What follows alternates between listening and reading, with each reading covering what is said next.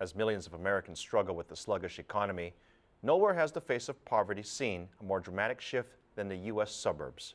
While the word suburban used to be associated with upward mobility, in the U.S., a record 15.4 million suburban Americans slipped below the poverty line in 2010.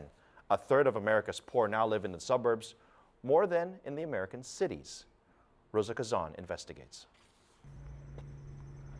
A quiet suburb outside the U.S. Capitol, in the wealthiest county in America. But behind the silence of the streets, a phenomenon few had expected: suburban poverty.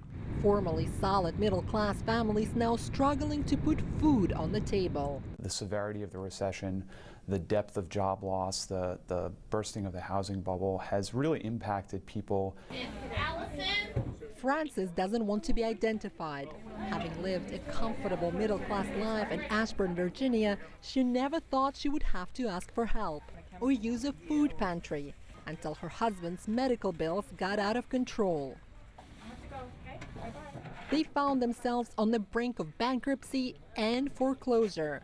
The food pantry, she says, threw them a lifeline. That we were able to come here and use this resource, and we were able to think and have time, and everything wasn't such a crisis because we knew at least there was food in the pantry, that we have 4 children, and that everybody was going to be at least, obviously the most basic need, food, shelter, and clothing, was being met.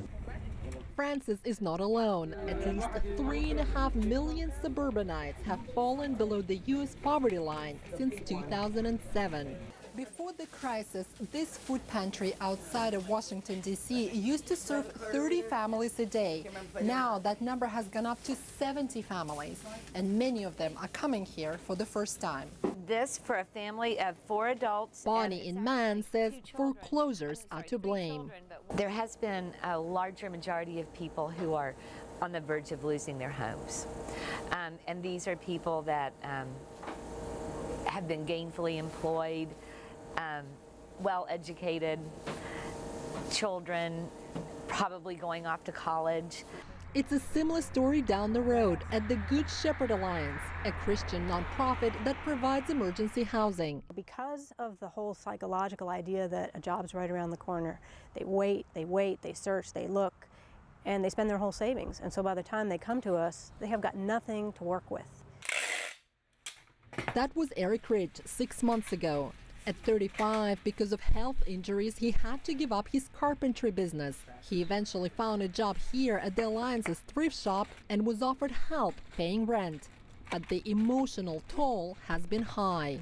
Depression really kicked in big time when I couldn't find work right away like I thought I could. It really looked scary, like, you know, this is really happening. It's really happening all across America, with more poor people now living in the suburbs, making former strongholds of American prosperity the new outposts of American poverty.